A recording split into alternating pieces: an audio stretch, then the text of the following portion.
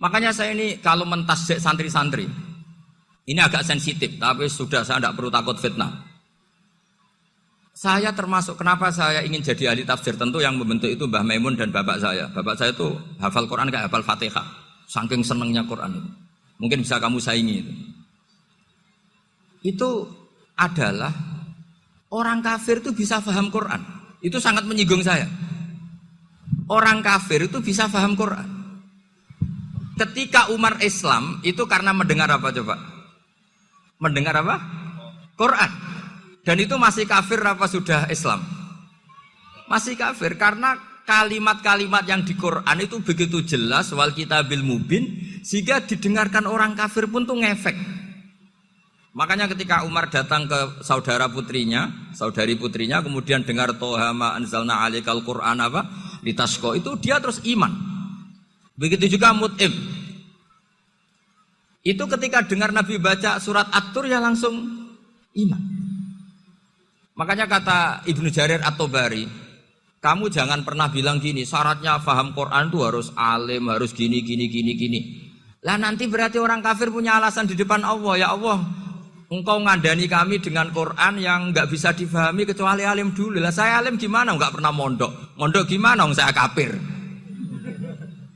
Jadi artinya gini loh, kata Ibnu Jarir At-Tabari, Allah tidak mungkin mengatakan gini, ifhamil Quran bima la fahmalaka. Quran itu harus kamu fahami, sementara orang kafir karena lafadznya Quran khusus gak bisa memahami.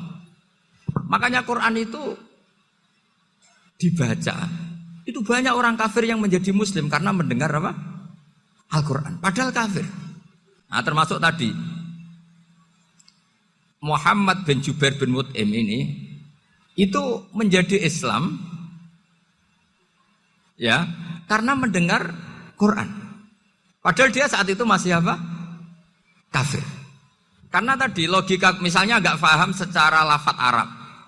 Sekarang misalnya nyuwun sewu ada orang ateis. Saya pernah didatangi seorang ateis yang enggak percaya Tuhan. Saya mau Islam Pak Ba, asal Anda bisa menjelaskan Tuhan itu siapa. Coba Quran dibaca secara makna, tidak secara lafaz tapi secara makna. Begini misalnya, ada orang ateis datang ke saya, Pak Ba, saya mau Islam, asal Anda bisa menjelaskan Tuhan itu siapa. Terus saya tanya, ini ngajak goblok-goblokan apa pinter-pinteran kata saya. Terus dia jawab, ngajak pinter-pinteran Pak, saya ini dokter katanya. Maksudnya di akademiknya dia dokter, mungkin jurusan matematika atau apa, tapi di ketuhanannya jeblok. Terus tak tanya, kalau ini ada kertas, kamu suka ada rumusnya apa suka ada? Ya suka ada rumusnya. Kenapa ada kertas? Ya karena ada yang bikin. Nah kira-kira berstatus membikin atau membuat, itu sesuatunya mewujud apa enggak? Ya pasti mewujud lah, pasti ada. Ya sudah, anggap Tuhan itu adalah sebab dari semua yang ada. Masa alam yang seperti ini, langit dan bumi ini maujudat, kemudian kamu katakan khalaqahal adam, bahwa alam raya yang maujud ini diciptakan oleh ketiadaan. Ya juga, berarti Tuhan itu ya. Ya itu yang namanya Tuhan. Lah mulai dulu kiai-kiai ngomong gitu kan saya Islam katanya. Jadi kiai-kiai itu kadang-kadang kalau dakwah pokoknya kabeh digawe Tuhan. Beda dengan dakwanya orang-orang mantek. Orang-orang mantek itu kan nggak pernah nyebut Allah. Ini alam hawadis, labuda min muhdis. Meskipun mereka, nah muhdis ini menurut Islam namanya Allah. Tapi sebetulnya kan nggak langsung bilang Allah. Jadi tak kasih tahu, alam raya ini mewujud nggak? Ya mewujud Pak Ba. Bisa nggak sesuatu yang nggak ada menjadi faktor wujudnya yang ada? Ya nggak bisa, namanya nggak ada itu nggak bisa jadi faktor. Nah itu hebatnya ulama-ulama kita ketika mengenalkan Allah itu siapa? Zat yang wajibil wujud. Jadi kita ini kalah pinter be ulama-ulama dulu. Ya alhamdulillah kalahnya sama ulama dulu. Kalau kalah sama ulama sekarang isen lah. Jadi ulama dulu sudah pinter. Pasti pertanyaan dasar manusia, hadil maujudat itu man khalaqaha, siapa yang menciptakan? Kalau kamu langsung jawab Allah atau Tuhan, mereka pasti tidak nerima. Ya jawab saja, hadil maujudat mesti khalaqaha maujudun. Nah berhubung maujud ini berstatus pencipta, harus super. Lah super ini oleh ulama disebut wajibul wujud atau musabbibul asbab. Yang oleh Islam dinamai Allah.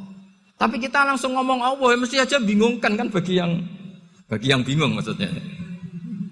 Ya saya mohonlah kalimat-kalimat la ilaha illallah itu diamatilah, diresapi sampai seperti penjelasan saya ini sehingga punya kualitas ilmu. Karena syaratnya memang fa'lam, harus punya kualitas apa? Ilmu. Ilmu itu apa? Ma'rifatus syai' ala ma huwa alaih. Mengenal sesuatu sesuai detail-detail sifatnya sesuatu itu.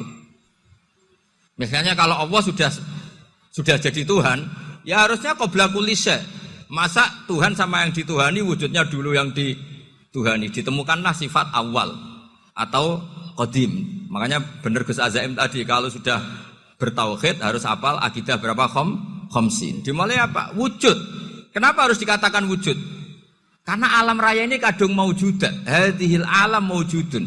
Masa maujudun khalaqahul adam? Masa maujudat khalaqahul adam? Nah itu yang disebut am khuliqu min ghairi syai'in am humul khaliqun. Jadi saya mohon semohon-mohonnya cobalah tradisi-tradisi lihat baru ayat ini dihidupkan lagi sehingga kita baca Quran itu sekaligus menjadi orang yang sangat argumentatif. Karena Quran adalah qul falillahil hujjatul balighah. Dilatih. Jangan bosan dilatih. Makanya kalau saya baca ayat-ayat seperti itu cek fair Allah itu. Fair betul. Enggak apa-apa saya punya pesaing kata Allah, tapi yang imbang dong. Pas aku gawe langit ya bantulah atau ada langit tandingan lah kira-kira gitu. Kalau saya bikin bumi ya ada bumi. Nah misalnya sekarang orang Cina bikin matahari, materinya dari mana coba? Dari yang sudah ada sekarang kan? Tetap saja agak ikut bikin kan? Tapi kalau Allah bikin langit bumi minal adam minal wujud. Kalau mereka paling rekayasa sudah wujud di otak-atik. Nah, harus sampai seperti itu. Sampai kata Gus Azim kul hatu apa? Burhanakum dan. Jadi ini cara-cara kita untuk menguatkan iman. Aruni madza khalaqu minal ardi am lahum syirkun fis samawati. Terus kata Allah, itu nih bi kitabim min qabli hadza au atharatin min ilmin. Kalau kamu enggak setuju teori ini kata Allah, cari kitab suci versi Anda. Aturan jadi Tuhan itu apa coba? Ya tetap saja semua kitab suci akan mengatakan di mana-mana Tuhan itu pencipta langit dan bumi. Jangan yang lahir di bumi jadi Tuhan. Jangan Lata Uzza jadi Tuhan. Jangan karena sakti jadi Tuhan. Nah ini di sini pentingnya ilmu balaghah, ilmu mantek yang alhamdulillah di pondok-pondok kita masih diajari. Makanya kata mantek sebetulnya ilmu akal hanya menemukan hadil maujudat khalaqaha maujudun. Nah yang maujud ini siapa? Ya wajibul wujud. Nah kemudian Islam menamai ini Allah Subhanahu wa ta'ala. Makanya ulama dulu itu kalau ngendikan Allah itu siapa? Zat sing wajibul wujud. Itu filosofinya luar biasa. Karena dengan seperti ini bisa menafikan teori ateisme bahwa alam raya ini diciptakan oleh ketiadaan. Makanya saya bilang tadi, ngajak goblok-goblokan apa pinter-pinteran gitu. Lah nek ngajak goblok-goblokan yang ngene, hadhil maujudat khalaqahal adam. Terus kita goblok bareng. Loh iya kan barang maujud diciptakan yang tidak maujud.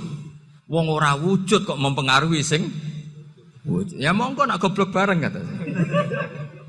Akhirnya, "Gak lho Gus, saya ini dokter masa kamu ajak goblok?" Ya sudah pinter saja kata saya.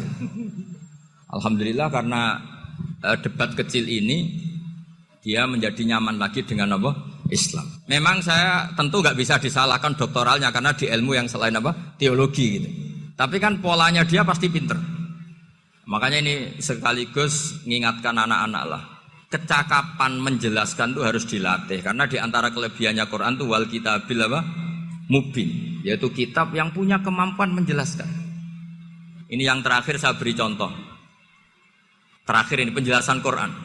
Dulu orang kafir itu cara berpikir itu begini, Muhammad, urusan kita ini banyak, problem kita banyak. Masa iya urusan yang banyak ini cukup dengan satu Tuhan? Kalau problem banyak ya Tuhannya harus banyak. Ada Tuhan pohon, Tuhan hujan. Ya kayak Cina itu ada Dewi Kuan Im keberuntungan, ada yang sial, yang pokoknya diurus yang banyak lah. Maka mereka bilang aja'alal alihata ilaha wahida inna hadza la syai'un ujab. Ini aneh urusan banyak kok Tuhannya satu ini aneh lah. Tapi Nabi secara sabar dan yang diomongnya orang kafir. Tidak anak mahatali orang kafir. Jadi nanti kalau anak Mbak Tali gak paham Quran kebangetan, wong kafir saja paham. Akhirnya Nabi secara santai, secara rileks memberi penjelasan gini. Kalau Anda menjadi buruh, kalau orang Arab dulu bilang abdan, kamu suka enggak punya majikan banyak, perintahnya beda-beda, semuanya memaksa kamu untuk nurut. Sama punya majikan satu yang baik. Ya enggak suka lah Muhammad kalau majikan saya banyak, semuanya berhak merintah saya, enggak enak. Majikannya satu saja. Terus kata Nabi, Tuhanmu itu majikan kamu. Kalau Tuhannya banyak, kamu bingung, nanti perintahnya banyak. Akhirnya mereka paham. Dan itu segampang itu Allah memberi penjelasan. Daraba wa masalah rojulan fihi syuraka umutasakisuna wa rajulan salamal lirajul. Hal yastawiyani masalah? Alhamdulillah. Langsung diberi analogi. Kalau kamu jadi buruh, punya majikan banyak yang perintahnya beda-beda. Kemudian jadi buruh yang majikannya satu, kamu milih mana? Ya milih satu Muhammad. Ya sudah. Kalau Tuhannya banyak, perintahnya banyak, kamu juga bingung. Langsung menjadi faham. Nah, ketika ada orang tidak ikhlas, Nabi cara memberi penjelasan juga gampang. Misalnya saya dikasih uang Gus Azaim 1 juta. Kemudian matur nuwun saya sama Pak Afif, aneh enggak? Saya ini orang aneh enggak? Orang aneh enggak? Itu Nabi kalau mencontohkan orang tidak ikhlas gitu. Kata Rasulullah, orang tidak ikhlas itu sebagaimana orang beli budak. Min kholisi malih, budak itu dibeli dari uangnya sendiri. Kemudian fa'amila hadal abdu, budak ini kemudian bekerja dan a'tohullatahu, hasilnya dikasihkan sama orang lain. Terus Nabi memberi percontohan, ayasurrukum ayyakuna abdukum kadzalik. Apa kamu suka kalau budak kamu seperti itu? Dulu orang-orang dulu kan beli budak untuk disuruh bekerja, terus disuruh setor apa hasilnya.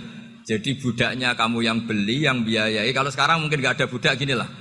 Saya nyuruh Zaid, tak kasih mobil, tak kasih bensin, tak kasih uang jalan supaya narik angkot. Hasilnya disuruh ngasihkan saya. Ternyata dikasihkan orang lain dan matur nuwun sama orang. Kamu suka punya budak seperti itu? Ya tidak suka ya Rasulullah. Ya ibaratnya seperti itu. Bumi yang bikin Allah, nyawa kamu yang bikin Allah, semua fasilitas dari Allah. Kemudian kamu menyembah selain Allah. Segampang itu. Dan Nabi telaten sampai dulu yang mayoritas orang kafir menjadi mayoritas Muslim. Dan semuanya tanpa paksaan. La ikroha fiddin. Karena qad tabayyana rusdu minal ghayy. Nah, cara tabayana gimana? Yaitu punya kemampuan menjelaskan. Wal kitabil apa? Mubin. Ini makanya saya mohon lah. Ini saya mohon semohon-mohonnya anak-anak ini kan kader-kadernya Mbah Samsul Arifin, Mbah As'ad, Gus Fawaid, sekarang Gus Azaim, semuanya harus punya kemampuan wal kitabil apa? Mubin. Sehingga di antara sifatnya Nabi itu fatonah, punya kecerdasan. Nabi itu gak pernah debat kalah itu, meskipun sudah terdesak gak pernah kalah. Pernah Nabi itu ngendikan la adwa wala tiarata, tidak ada penyakit menular.